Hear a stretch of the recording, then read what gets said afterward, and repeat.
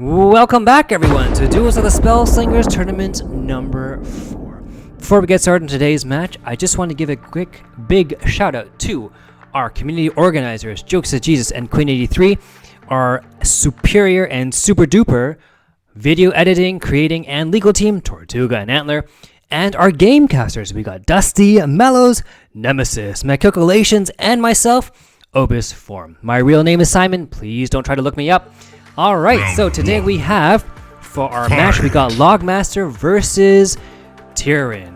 And it looks like we have LogMaster on Chandra Nalar and Tieryn on Angrath. Did you guys know that Angrath is actually a captain? At least according to his LinkedIn profile. Anyways, first turn, Chandra's rocking that aggressive draw one more card land. That if you don't use that card, it gets destroyed. Chandra passes on first turn. That's not too good in this sort of a rush kind of a play of Chandra versus Angrath, and it looks like Chandra passes turn 2. Angrath already has that pirate on the board, where when it attacks, it will do 2 damage, even if it gets blocked. And as you guys noticed, for this tournament number 4, we can see both players' hands. And so it looks like Angrath is having some decisions to make. Will he cast that 3/1 Daggerclaw Imp? Yes, he does. And for some reason, he doesn't attack. I think maybe Tieryn has believed or just forgot, or maybe believes that Chandra passed by mistake and is trying to give some honor to the game. In any case, Tieryn now takes the takedown, and that's 5 damage to the face. So on turn 3, that's already 5 damage, and there's 3 creatures on the board. Just like that, Chandra has turn 4, casts, looks like it's going to cast the Furnace. Well, okay, so that's a 2/2. And hopefully, at least in Chandra's mind, there is not a counter or another takedown.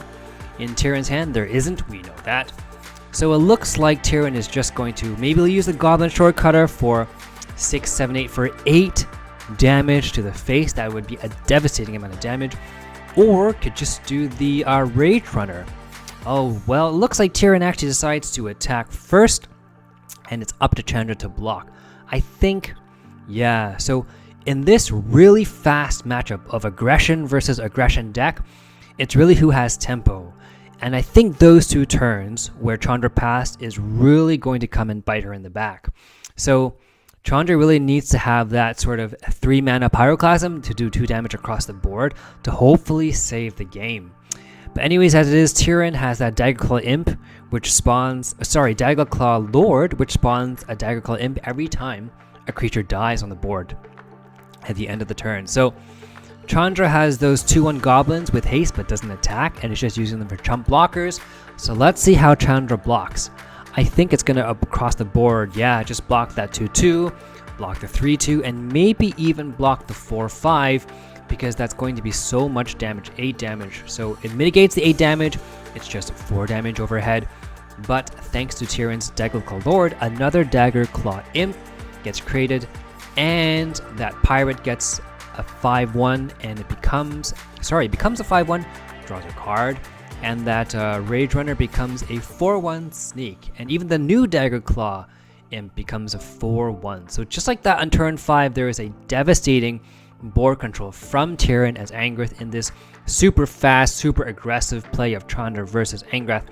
Chandra plays a 3/3 Firestarter to get a, it looks like it gets that 1-mana trap, but I don't think that's enough to save the game, because we have a 5/1 trap. Oh, there we go. Just like that, Howl Rider does damage equal to the number of attackers. It's got 5, so that's 5 damage already.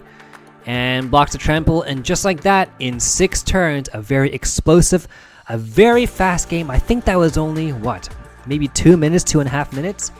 And that's the end of round 1.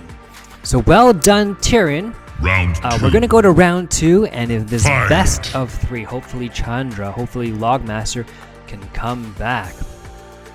Alright, so in this round 2, it looks like Angrath is going to have the first turn, gets rid of the, nope, doesn't get rid of it, keeps all 3. So it doesn't look like it has a turn 1 play. We'll see what Tieryn can top deck. I don't know if Tieryn will manage to draw 1 cost. No, he doesn't. Alright. So hopefully initiative can go to Chandra if she draws that. No, it looks like Chandra also passes. Wow, okay. So how will you do this? Yeah, see, instead of playing that 2-1, guy with sneak. It looks like Tieryn wants to make sure he can get a 3-1, so he does his Searing Chains. So he's probably going to proc Searing Chains here just so he can proc his passive. There we go, 1 damage to Chandra's face. Gets the, becomes a 5-1 pirate and draws a card. Very well done. And so it's actually a very slow start. If we remember last game, on turn 6, the game was over. But right now on turn 3, the game has barely begun. And Chandra, just like that, has the perfect answer to a 5-1. And Angrath has the perfect answer to a 3-2 takedown. Angrath triggers his passive again with Searing Chains, makes that a 3-1 sneaky guy. And who knows, Chandra, will you shock? You got double shocks? Yeah. I mean, this is supposed to be a very fast game of, face damage. But it actually looks like a very controlled game of Chandra doing that shock, doing the 3-2 guy with the 1 damage. And it just looks like a very controlled game between two guys with very aggressive lands and very aggressive cards.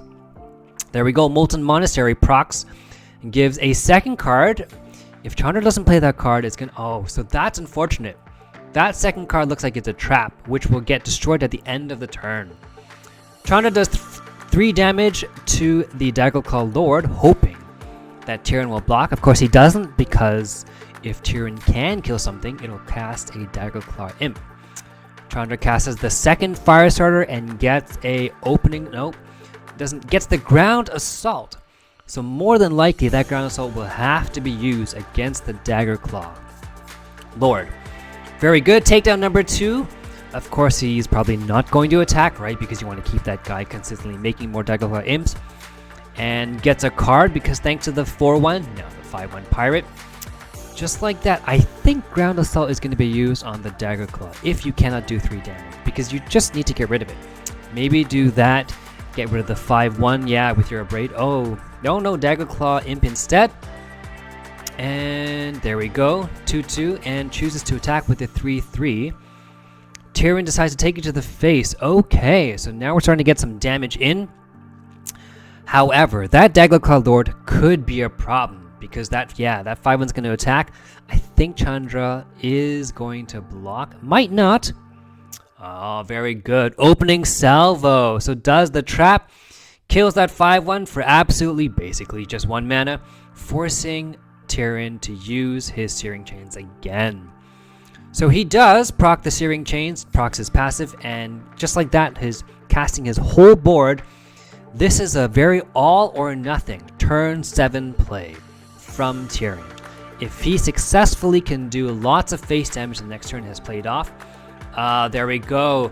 Chandra's 3 damage to 1 card and 1 damage across the board pretty much has saved Chandra's game. At least I believe so, but we'll see how it manages. Tieryn is pretty much going to start top decking,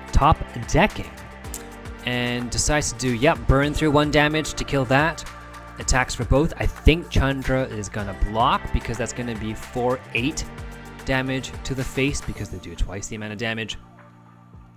Chandra, do you block? Because you essentially have card advantage. So you probably block the 4-1 or it's the same, right? Blocking the 4-1 or the 2-1s because they do twice the amount of damage. Yeah. So just like that, we are going to start seeing a top deck from Angrath. We're going to have Chandra with the Ground Assault sort of as a safety net, in case another Daggleclaw Lord comes in, or something else, maybe like a Zozu if it comes in, hopefully not a game-ending Zozu. But just like that, Chandra is in control.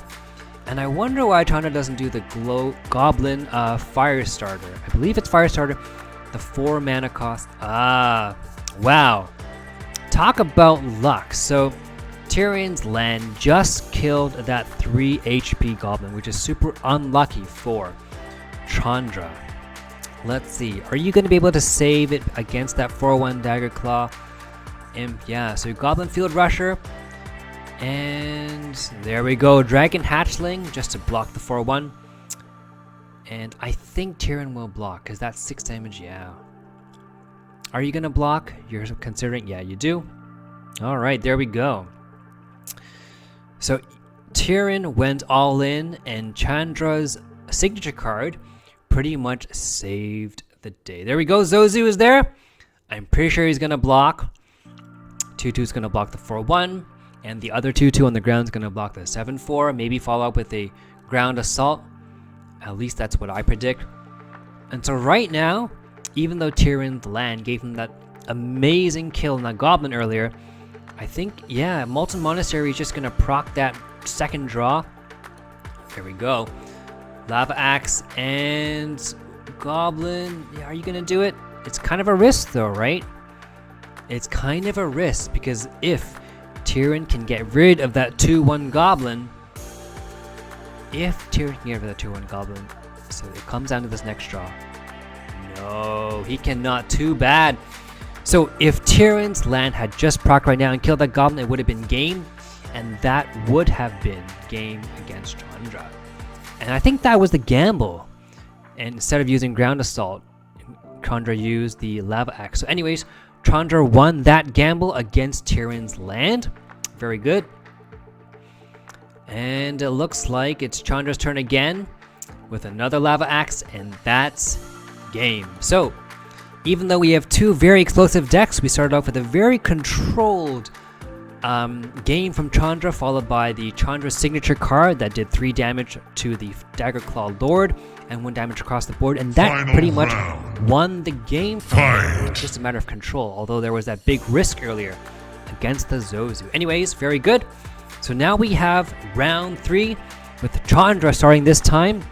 There we go, Chandra's passive, 4 damage straight to the face, making it 24-23. Chandra turn 1, do you have it? No, you don't have any plays to make. And Tieryn, do you? Yes, you do. You have a lot of choices.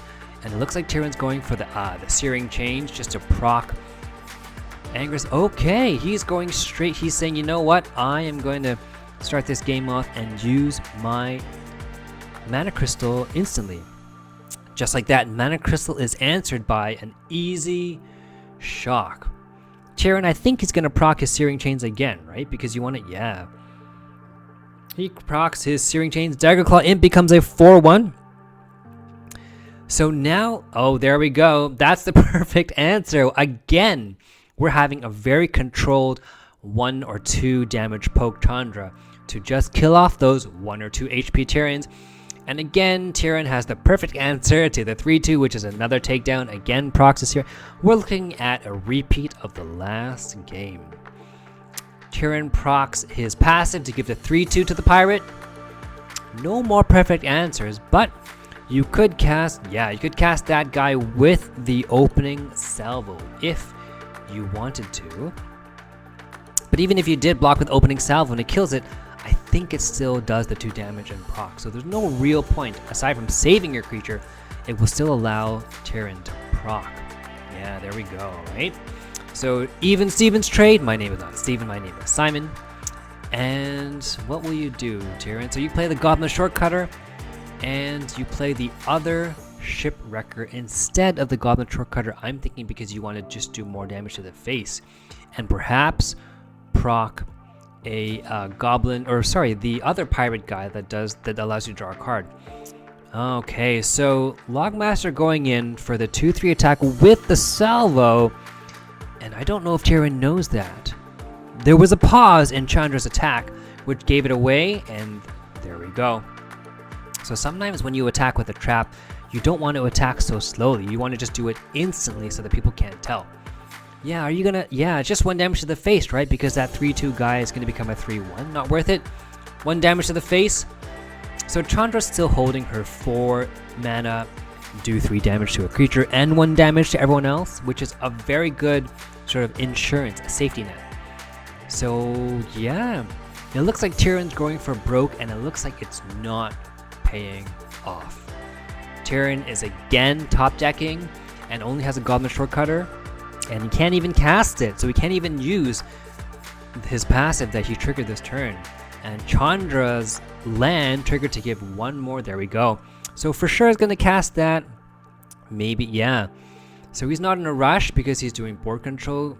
Tieryn casts the Goblin Shortcutter, the 2-3, but there's nothing to shortcut, so it's just a 2-3. It doesn't trigger his passive, it's just a 2-3. Molten Monastery again. So I think he's forced to cast that shock. Yeah, and maybe he's gonna attack into it with the 2-2 or the 2-1. I don't know if you're gonna... No, he doesn't use the artifact. I don't think so, right? You'd basically waste a charge because he's just gonna get blocked by the 2-1 guy. Very good. So, it is right now 4.5, or maybe just 4 cards. Maybe really 5 cards because the artifact hasn't been used. 5 cards Chandra versus top decking now 2 cards Angrath.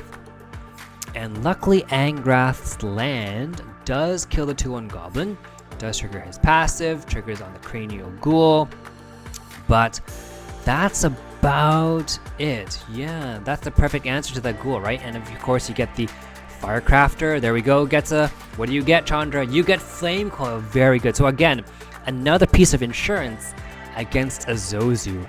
Against, well, not really Dagger Claw Lord because it has 5 life, but you know, you can do 1 damage or 2 damage and then you have your Flame Coil, right? So I think, I don't want to call this early, but yeah, it's going to be a 5-3. I think this is Chandra's game because Tieryn has run out of steam. And that's the problem with playing Angrath. It's very powerful, but if you have a few of your creatures destroyed from traps or just damage spells, it's pretty much game. So, very good use of the Burn Through and the Dagger Claw Lord. So now there's that 3-1. I think it's going to be... Okay, let's see what Molten Monastery gives. Okay, Fire Elemental. So I think it's going to be maybe the Fire Elemental with... And it's very hard to say. Yeah, he's going to attack, and maybe he's going to try to force a block. There we go. Alright, just like that, he decides to control the entire board. Makes it a 7-3. There we go. Cannot cast the Fire Elemental, that's too bad. But just like that, Chandra has complete board control. Active Volcano, do you kill the 7-3 guy? Nope. Nope. And, well, 1 damage. Do you get a shock to save your day? No, we get Dagger Claw Imp.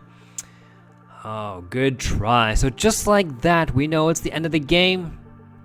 Tieryn knows it. LogMaster knows it. LogMaster plays all his cards. Why not? 7-2, 7 damage to the face, brings Tieryn at -5, and just like that, an explosive round for sure. Lots of back and forth, and so we saw that Chandra, with her little 1 damage here, little 2 damage there, was more powerful than Angrath's takedowns. So if you like what you guys heard or saw today, please subscribe, like, leave a comment, visit our Patreon, and we'll see you guys in the next one. Take care.